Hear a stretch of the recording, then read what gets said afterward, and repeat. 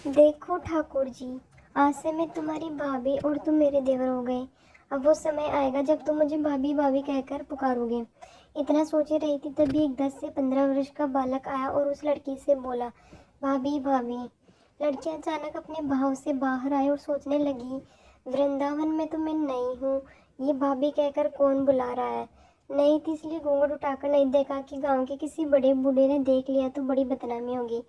अब वह बालक बार बार कहता पर वह उत्तर न देती। बालक पास आया और बोला, भाभी तनिक अपना चेहरा तो दिखा दे। अब वह सोचने लगी, अरे ये बालक तो बड़ी जिद कर रहा है, इसलिए कस के घूंघट पकड़कर बैठ गई, कहीं घूंघट उठाकर देख न ले। लेकिन उस बालक ने जबरदस्ती घूंघट उठाकर चेहरा देखा और भाग गया। थोड़ी देर में उसका पति आ गया। उसने सारी बात अपने पति से कही। पति ने कहा, तुमने मुझे आवाज क्यों नहीं दी। लड़की बोली, वह तो इतने में भाग ही गया था।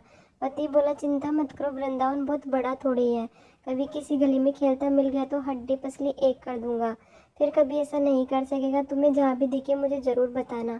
फिर दोनों घर गए। कुछ दिन बाद उसकी सास ने अपने बेटे से कहा, बेटा देख तेरा विवाह हो गया, बहू मायके से भी आ गई, पर तुम दोनों कभी बाकी बिहारी जी के दर्शन के लिए नहीं गए। कल जाकर बहू को दर्शन करा कर लाना। अब अगले दिन दोनों पति पत्नी ठाकुर जी के दर्शन के लिए मंदिर जाते हैं। मंदिर में बहुत भीड़ थी। लड़का कहने लगा, देखो तुम स्त्रियों के साथ आगे जाकर दर्शन करो, मैं भी आता हूँ। वह आगे गई पर घूंघट नहीं उठाया। उसे डर लगता कोई बड़ा बूढ़ा देखेगा तो कहेगा, नहीं बहू घूंघट के बिना घूम रही है।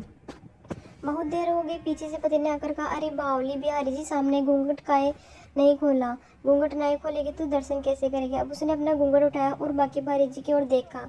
बाकी बिहारी जी की जगह वही बालक मुस्कुराता हुआ दिखा तो एकदम से चिल्लाने लगी, सुनिए जल्दी आओ जल्दी आओ। पति पीछे से भागा भागा और बोला, क्या हुआ। लड़की बोली, उस दिन मुझे भाभी भाभी कहकर भागा था, वह बालक मिल गया।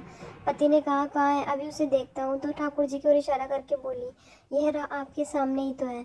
उसके पति ने देखा तो अवाक रह गया और बोला, तुम धन्य हो, वास्तव में तुम्हारे हृदय में सच्चा भाव ठाकुर जी के प्रति है। वृंदावन में इतने दिनों से मुझे अभी तक दर्शन नहीं हुए और तुम्हारे भाव इतने ऊंचे हैं, भाई तुम्हें दर्शन